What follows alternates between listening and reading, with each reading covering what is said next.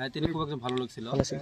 তার গানগুলো কেমন? তার গানগুলো খুব হিটজনক ছিল, যারা শুনছে হ্যাঁ, কলেজার ভিতরে লেগে আছে। হয় নাকি? সে আজ নাই আমাদের মাঝে।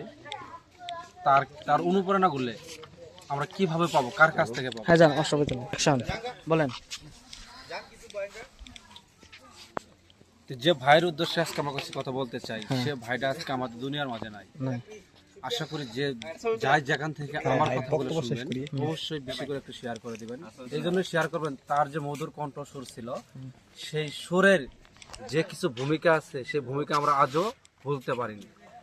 জানি না আল্লাহ তাআলা তাকে আজকে কোথায় রেখেছেন, কিভাবে রেখেছেন। আপনারা সবাই তার জন্য দোয়া করবেন মন খুলে, যাতে করে এরকম আরো কিছু বিনোদন শিল্পী তার গান শুনে শিখতে পারে বা গাইতে পারে।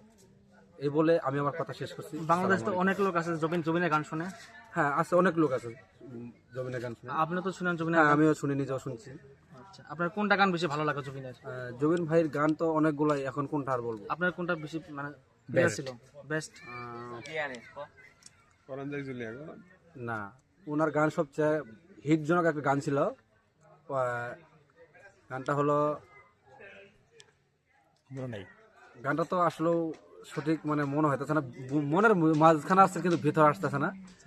কিছুদিন যাক শোনা হয় না, আর তার মৃত্যুর কারণে ওগুলো আর যায় না ওখানে ভিতরে, মনটা খারাপ। তো দর্শক, পরবর্তী ভিডিও অবশ্যই আমি গানের নামটা আপনারা বলে দেবো।